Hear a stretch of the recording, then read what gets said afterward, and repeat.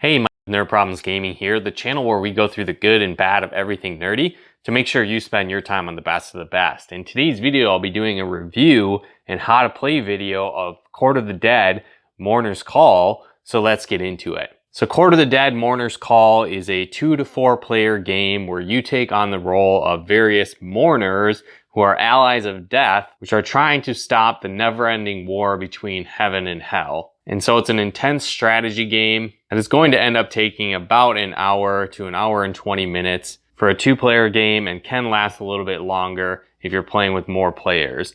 But let's jump into how you play the game so you have a better understanding of how the game works, and then we'll go into my review after that.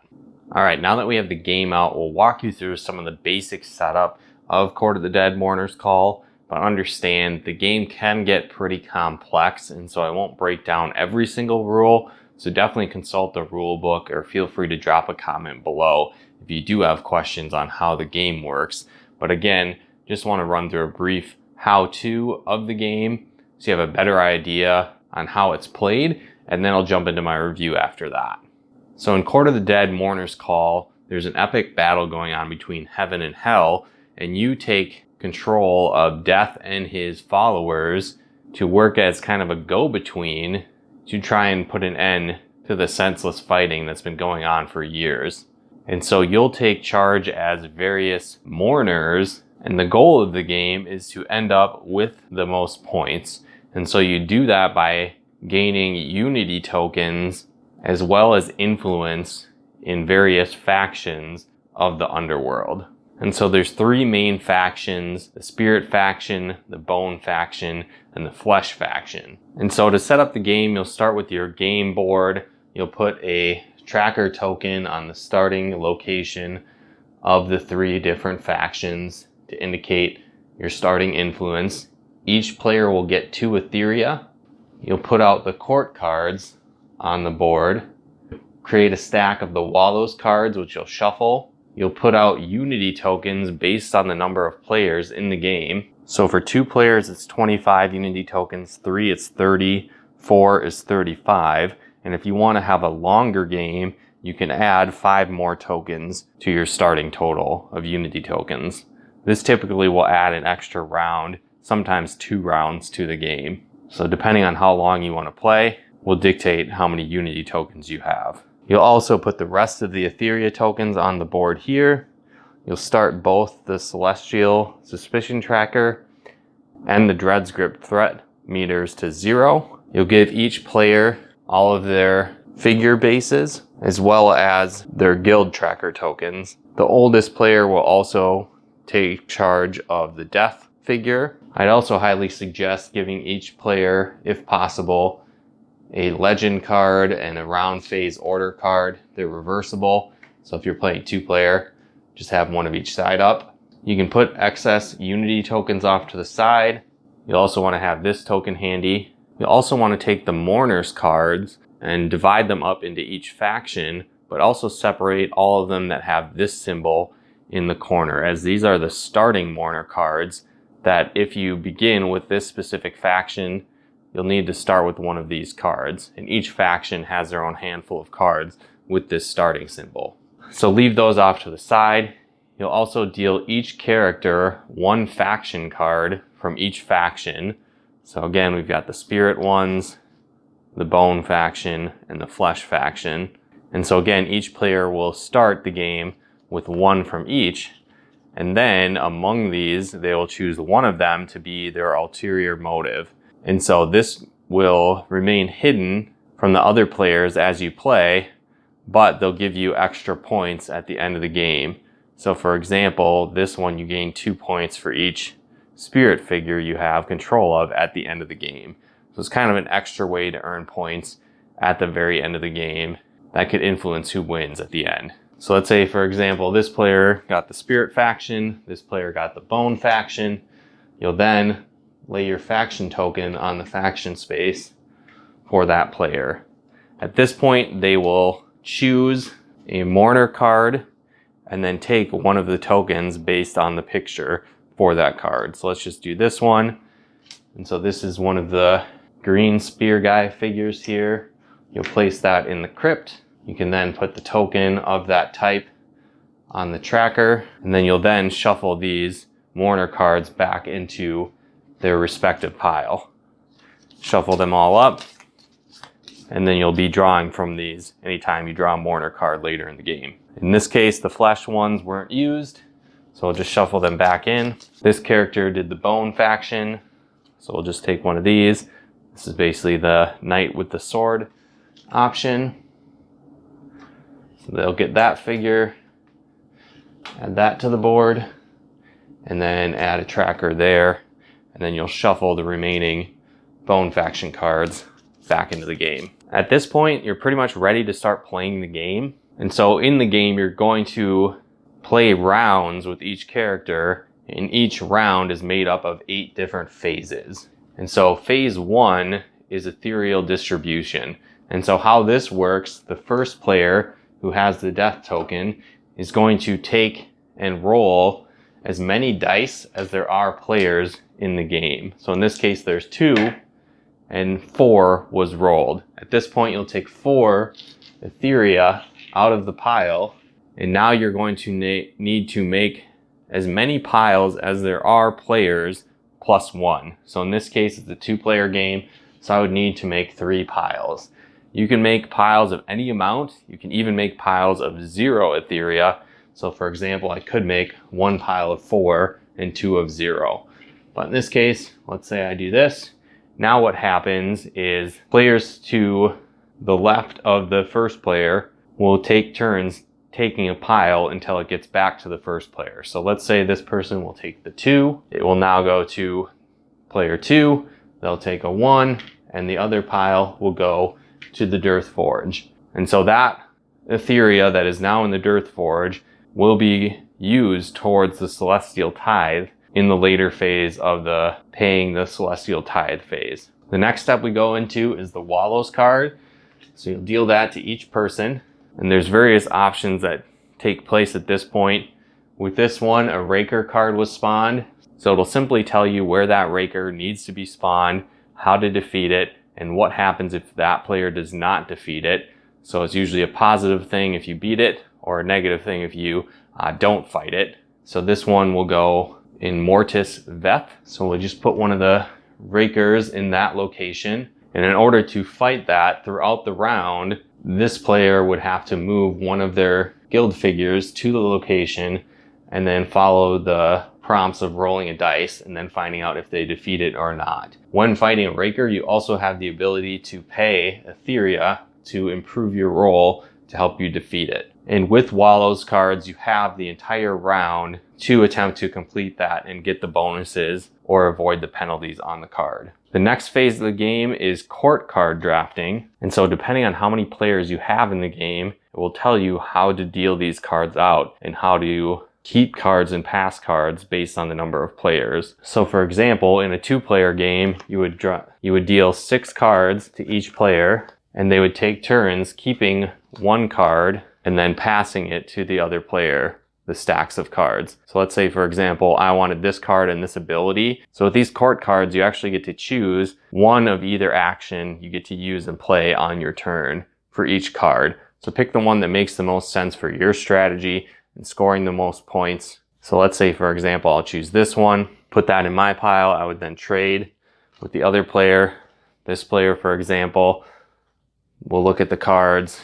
Let's say they take this one, put it face down, they'll pass, and they'll go back and forth until they have the amount of cards they need according to the guide that was just shown earlier on the screen. You'll discard the cards that were not used to the side here, and now it will move to the action phase of each player's turn. So players will take turns from the first player moving back and forth between the characters, and they have various options they can do as actions in the game. One of the options is to play a court card from your hand. With these, again, just pick one of the 2 abilities, use that, and then that will be your turn, and it'll go to the next player. And so again, you just simply follow the different things that happen on the card. So in this case, for example, I could sacrifice 1 influence in the bone faction, and then I would get to draw 1 Mourner card. The dead script threat meter would go up by 1, and then I would gain 2 Ethereal. Or I could use the lower level of lowering the Dead's Grip threat by 1, gaining 1 Unity token, adding 1 Bone Influence to my Influence tracker, and then also raising the Celestial Suspicion tracker by 1. So again, you can choose these options, but playing a card from your hand counts as 1 action. You also have the option to recruit guild figures, and so to do this, you spend 3 Ethereal, which would go back to the supply, and then you can recruit a guild figure from any of the guild types. So let's say I recruited this Bone Knight guy. I just recruit that, place it on my crypt, spend the 3, and then when you do that, you'll also have to increase the threat meter by 1. You also have the option to buy a Mourner card, which is 5 Ethereal, and raises the Dread's Grip threat by 1. Doing this, you get to take one of the cards, and now you have that card's ability to use during your turns, and you also get the guild figure pictured on the card. So in this case, I would also get the Bone Knight statue, as well as the card ability that I could add to my turn as an action. Another action you can do is moving a guild figure. And so to do so, you could pick a location that you want to travel to. Each location is going to have a symbol, and in order to move your guild figure from your crypt to that location, you simply need to spend that point of influence in that faction. So lowering it by 1. So for example, I lowered my bone by 1. I could move this figure to that space because it has a bone faction icon on it. As I mentioned already, you could also activate an ability on one of your Mourner cards. So for example, like this one says, once per action phase, you may transform any guild figure you control into a spirit guild figure type. So that would be an ability on the card. Players will continue to take actions back and forth until both players decide to pass in a row. Then this action phase is finished. However, one thing to note is a player may pass and then the other player may take an action, and then as it goes back to the first player that passed, they still actually do have another opportunity to take another action. This action phase only ends when all players decide to pass in a row. The next phase players go through is the Dread's Grip threat phase, in which they go to the Dread's Grip threat meter. They determine how many guild figures can be at an individual location. If there is more than the number listed on the right side, players will need to roll a die to see what happens. In this case, if they rolled a 1 or a 2, player would need to take that piece and bring it back to their crypt. If they roll a 3 through a 6, no effect happens. Also, if the meter is at 8 or above and they roll a 1, this figure is destroyed and moved back to the supply, and the player gets their base back. Another thing to note is when it comes to buying guild figures or purchasing Mourner cards, a player can only have guild figures up to the number of bases that they have. They can purchase more Mourner cards than bases, but once their guild figure bases are full, they're full and they can't buy any more figures or receive any more figures until one of their existing guild figures is destroyed.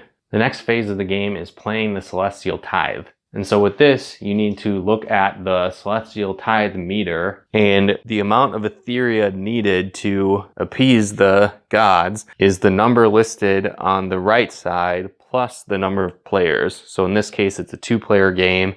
So it'd be 3 plus 2, so you need 5 Ethereal played as a tithe to the gods to appease them. So in order to do that, each player will take all of their Ethereal, hide it out of sight from the other players. At this point, they will say how much they are going to contribute to the tithe. Now, players can lie about this amount. They can say exactly what they're going to put in, or they can do nothing. But what they will do is eventually decide how much they do want to offer. They will place it in the center, reveal that to the other players, and now players will total up the amount of Ethereal in the Dearth Forge plus that which was offered, and depending on what comes up, players will have different options of what happens next. So when we look at what happens next, you'll see if either the quota is met or exceeded. Depending on what happens, if it's met, the players who contributed the most gain 3 Unity coins, everyone else gains 1. If someone didn't contribute anything, they lose an influence in any faction of their choice. If there's a tie for the highest, then each tied player receives 1. And then if we move over to if the quota is not met, both of the trackers go up by 2. The player who contributed the least loses 2 Unity coins. Also, if at this time, when each tracker goes up by 2, if either side reaches 10, there's negative consequences. So if the Celestial Tithe reaches 10, the players who contributed the least lose 3 unity, and if the Dread's Grip threat meter reaches 10, players or player who contributed the least Ethereal lose 1 Mourner card and the associated guild figure of that type. There's also more details of this process in the rule book, so be sure to check that out as well. But again, let me know if you have questions on this in the comments below. Once this phase is complete, you'll move on to the resolve locations and guilds phase. And so at this point, you just simply go from the numbers on the location and see which player has a majority of pieces on that location. So let's say, for example, blue had 2, orange had 1, so blue has the majority, so they will get the benefit listed under this location. The player does not have to take advantage of the bonus here.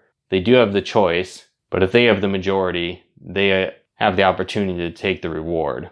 Again, it will go in order from 1 to 2 to 3, going around the board, benefiting from locations. If there is ever a tie, for example, there's 1 on each location here, player with the death token has the ability to use 1 tiebreaker in all of this area, determining locations, as well as the next step in the phase of determining bonuses from holding the majority in the various guilds. So once the locations have been settled and players get their benefits, it will move to the guild tracker and you will see who has the most of a specific figure on the board. Again, if there's a tie, the person with the death figure can use 1 tiebreaker between the location phase and the guild phase. Otherwise, nothing happens. But if someone does have the majority, they get the associated bonus with this. The final phase of the round is the cleanup phase, and at this point, certain Mourner cards will have abilities that activate during the cleanup phase. So simply look at the text listed on your various Mourner cards to see if you get a benefit at this point. Once this is completed, play will restart with phase 1 of Ethereal distribution again, and players will just continue to go through this process until all the Unity tokens are gone from the board. Once all of them are gone, players will finish the specific round they are playing, and the game will end at the end of that round. Players can also continue to get Unity tokens. They will just take them outside of the supply and add them to their total at that point. At the end of the game, points are then scored. And so players will gain points based on the number of Unity tokens they have. They will look at their faction influence tracker and get the associated points depending on where their trackers are at. So look at the top row here and the lines dividing each section. And if your tracker falls within that section, they will get the associated number of points. Final option to get points is through your ulterior motive. So if you've completed your ulterior motive, gain the associated points listed on the card. At this point, you'll determine the final score and see who wins. And in the event of a tie, the player with the most remaining Ethereal wins. And again, if there's still a tie, it'll be the player that has the most Mourner cards is the winner. Now again, there's some additional features and rules as you play, so be sure to consult the rulebook to understand how each of these processes work, or feel free to drop a comment below if you have questions. Well, again, guys, now that you know a bit more on how the game is actually played, how do I actually feel about the game? Well, as you saw in the how to play section, it was kind of long. And then I also quickly went over some aspects and didn't fully explain others. And so understand that the game has a pretty high learning curve. And the first time my girlfriend and I set up the game and started to play and really started to learn the rules, it took about an hour and a half just to set the game up and learn the rules. And then playing for that first time took about an hour. And so that's something to keep in mind, that this is not really a game that you can quickly pick up and play. It does have an intense learning curve. But once you get through that, I think you'll really enjoy the game. Because as you saw, the game does have an option to add more Unity tokens to expand the length of the game. And pretty much every time that me and my girlfriend play now, we add those in to make the game longer. And so I think once you get through that initial learning curve and play a few rounds, it really starts to become second nature. And instead of having to focus on trying to remember how to play, you're actually diving into the strategy of the game. And that's really where this game shines. You'll also notice that the artwork and theme are pretty dark, so it's focused on like the undead and the underworld. So that might not necessarily be everyone's cup of tea. if they're not into undead zombie type games. And so I think that's a part of the reason my girlfriend wasn't super excited about playing this game, where I maybe was. But now that we've actually had time to play it, we both really can't get enough of this game and we play it a lot. One of the reasons I do like this game so much is the fact that there are so many different ways that you can earn points to end up winning the game at the end of the game. And there's a lot of different ways to build up your army of the undead by getting mourner cards, by recruiting guild figures, taking control of the majority of the locations, and more. And so I think because of all those different elements that go into the game, you really can have a lot of unique strategies every single time that you play, and I think that really adds to the replay value of the game as well, making it a lot more fun. Another neat feature of the game are the 2 meters that track the Celestial Tithe and their suspicion, as well as the Dread's Grip threat meter, and those can create some unique dynamics where you can focus on trying to keep those low and having a bunch of characters out at minimal risk, or you could focus on trying to keep them high and maybe using them maxing out to your advantage to sabotage other players to receive all the negative penalties associated with that. I also like the cool dynamic of dealing out the court cards, where you have a variety of them in your hand and you can pick the ones that best suit your strategy, but you're always having to trade with other players. And it also gives you a sense of what cards they're taking and maybe how you need to adjust your strategy accordingly. And so that was another cool element to the game. Another interesting feature of this game is the fact that I feel like the gameplay can change a lot depending on how many players are in the game. For example, if, like I'd mentioned, you're trying to push up the meters in a 2-player game, that almost might end up hurting you in the long run. But if you're playing with a 3 or 4-player game, you might be able to still use that to your advantage without greatly hurting yourself at the same time. Another thing to understand too is the idea that if you are playing with 3 and 4 players, the game is probably going to take a lot longer because everyone's making their unique decisions that impact the game. Everyone's having to take all of their actions. You need to wait until every single person passes, until the action phase round is over. And so I feel like those games are going to take a lot longer than, say, a 2-player game going through this game. I also like the idea that you can either make the game take longer or shorter depending on your play style. Where, like I said, the first couple of times my girlfriend and I played, we used the amount of Unity tokens they say as the minimal amount in the book. But then in future playthroughs, we always were adding more to extend the gameplay because you got a couple extra rounds as you went, and that really allowed you to develop more of your strategy and take advantage of all that this game has to offer. And it's also nice because if you do want to play this, but just play it quickly, you have that option as well. I'll also say too that initially, I wasn't necessarily a huge fan of the high learning curve, in the sense that it did take a long time to even set up the game, let alone get through the instructions for the first time and really get a feel of the game. But now that I do understand how to play, I like it a lot more because it allows you to develop various strategies.